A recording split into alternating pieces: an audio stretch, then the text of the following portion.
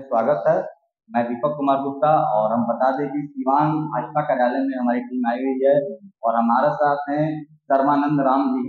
और सबसे पहले तो बता दें कि बरौली विधानसभा का जो चुनाव है, आगामी 2025 विधानसभा चुनाव में संभावित प्रत्याशी हैं भारतीय जनता पार्टी की तरफ से, क्योंकि पिछले चुनाव में जो इनके पूर्व विधायक रहे थे रामायण माझी जी, चुनाव हार गए थे और उसके बाद वो सीट माले के खाते में चली गई थी। तो इस बार इनको पार्टी अपने चुनावी क्षेत्र में आगे दी हुई है। देखिए, संभावित प्रत्याशी में इनका नाम सबसे आगे चल रहा है। सर, सबसे पहले तो मेरे चैनल में आपका स्वागत है और पहला सवाल आपसे यही है कि दिल्ली में आप लोगों की जो जीत है अप्रत्याशित हुई है नरेंद्र मोदी के नेतृत्व में, क्या कहना चाहेंगे? मेरे तरफ से भी आपको और आपके नए दृष्टिकोण चैनल के सुनने वाले सभी श्रोता को धन्यवाद है, हार्दिक स्वागत है। देखिए, जहाँ तक दिल्ली चुनाव का सवाल है, तो दिल्ली के लोग जो थे वे काफी मर्माहत थे। दिल्ली के लोग, जब हम लोग दिल्ली में गए तो दिल्ली के लोगों को लगा कि भाई कोई आया है। घर घर जाकर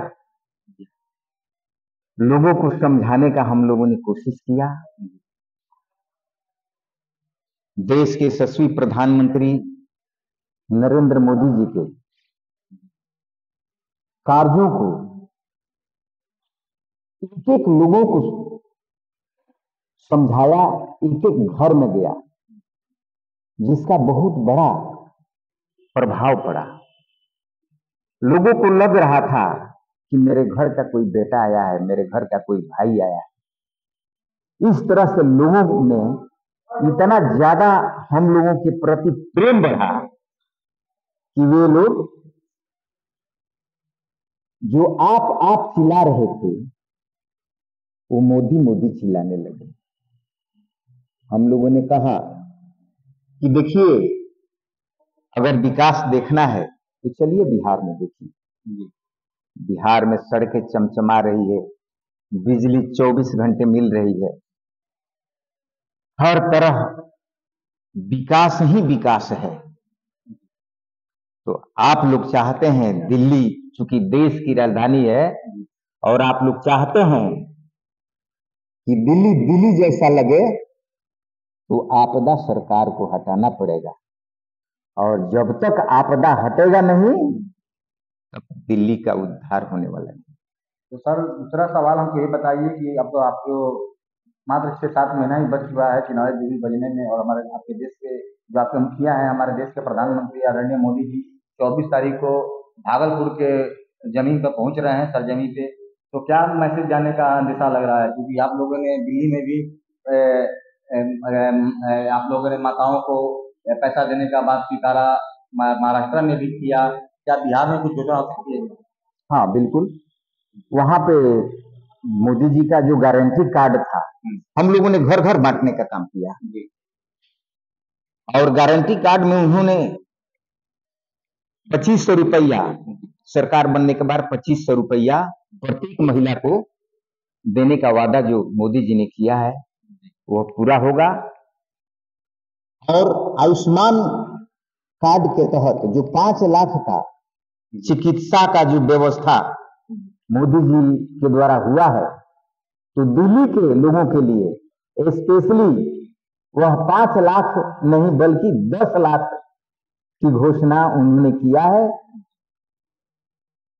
और मोदी जी के गारंटी की गारंटी समझकर उन लोगों ने भाजपा को वोट किया। और जिस विधानसभा में हम लोग थे, उस विधानसभा का प्रत्याशी आशीष सूद जी थे और लगभग 18,000 वोटों से उनकी जीत हुई थी।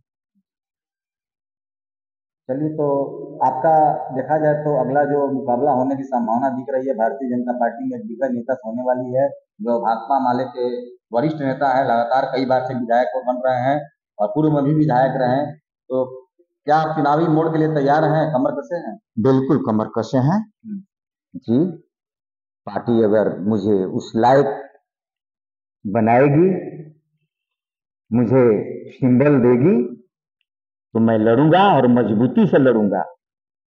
और इस बार दरौली में एक इतिहास रचने का काम करेंगे और दरौली की जनता के भरोसे, माताएं बहनों के भरोसे, नौजवान साथियों के भरोसे, वहां के सम्मानित मतदाताओं के भरोसे अगली जो लड़ाई होगी उसमें एनडीए के प्रत्याशी का जीत होगा।